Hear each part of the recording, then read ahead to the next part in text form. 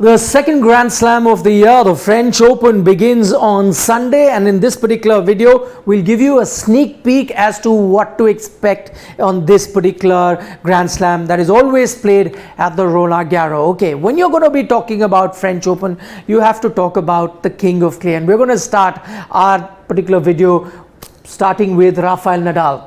Gunning for his 14th French Open title. Nobody even comes close to that as far as the performance on clay is concerned. But on top of that, there is a bigger picture to look at. That is, he's on course to win his 22nd Grand Slam title. He's already top of the pile.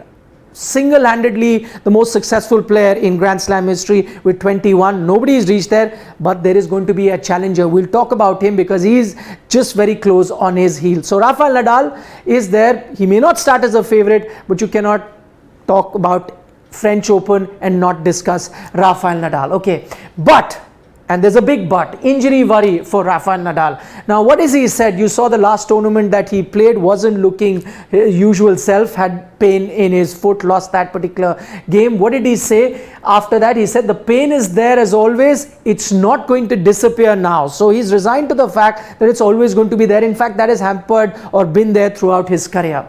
Now it's about if the pain is high and strong enough to allow me to play with real chances or not. So he knows that the pain will come and go. It happens quite often and has happened quite often throughout his career. But if it's not that problematic as to allow him to play at his best level, then he's not really worried. So he's going in. In fact, there was a lot of interest of how he'd be playing. He's been practicing. We heard from Zverev the other day when he saw him practice, and Alexander Zverev said one thing, that at the court he saw that the shots that he was hitting Rafael Nadal and the way he was playing, he looked 30% better than he had looked before. So Zverev had said that on clay he looks 30% better than he looks at any other surface. So he's looking menacing already despite pulling out of that last tournament because of foot pain. Now he's not being billed as the favorite. He says he's not worried about that. He says the results say that I'm not the favorite to win, but that is something that has never worried me much. And there is a lot of confidence that he will take. Every time he steps onto the clay, I'm sure he has all those memories coming back to him of how successful he's been on this particular surface. So he's not worried about the favorite stack. In fact, if you look at the Australian Open also, which he won, he didn't go in as the favorite, but ended up becoming the champion.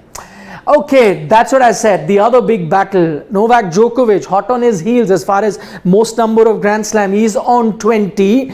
He reached his 19 also at the French Open, had defeated Rafael Nadal in the semi-final. So remember, he beat Nadal 2021 French Open semis. That was 3-6.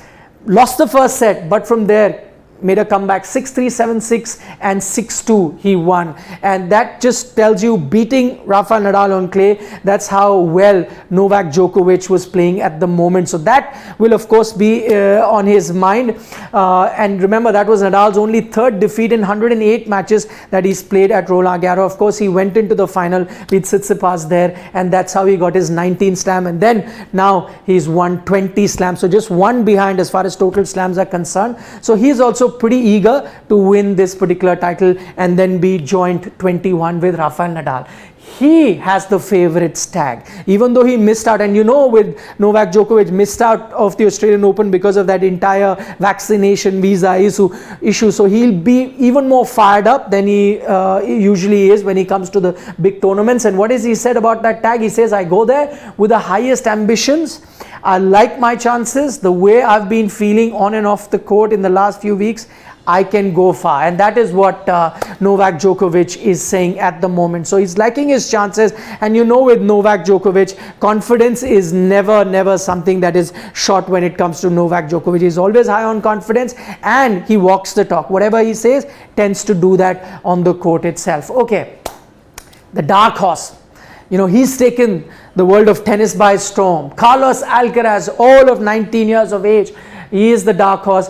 He's had the most ATP titles this year. He won in Rio, he won in Miami, he won in Barcelona, and he's won in Madrid. Also has won 28 of his 31 matches, highest winning percentage of this year. So he's the man in form. He's the one everyone's going to be watching out for. And the draw is such in this particular French Open that Rafael Nadal, Novak Djokovic, the one we spoke about earlier, are going to clash against each other in the quarterfinal if they were to win all their encounters previous to that. And then they are going to bump into Carlos Alcaraz in the semi-final. So the top three contenders by the semi-finals would be decided. The other side of the draw, relatively easier. If all of them play to form, it's most likely going to be a Djokovic-Nadal quarter-final, and then Djokovic/Nadal versus Alcaraz in the semi-final, if all things go according to expectations. So he is the best player in the world right now. He beat Nadal, Djokovic and Zverev to win the Madrid Open. So it wasn't that it was a weak field. He's beaten the best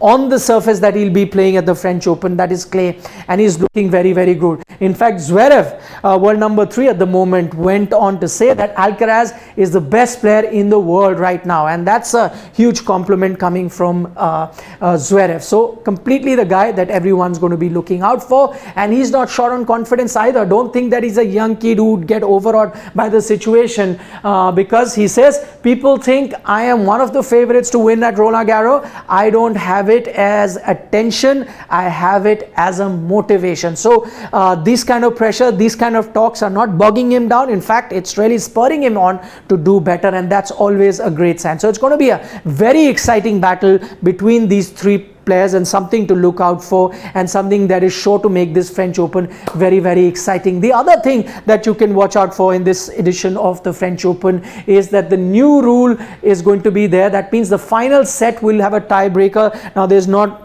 going to be a situation where you keep playing and have that gap of 2 games.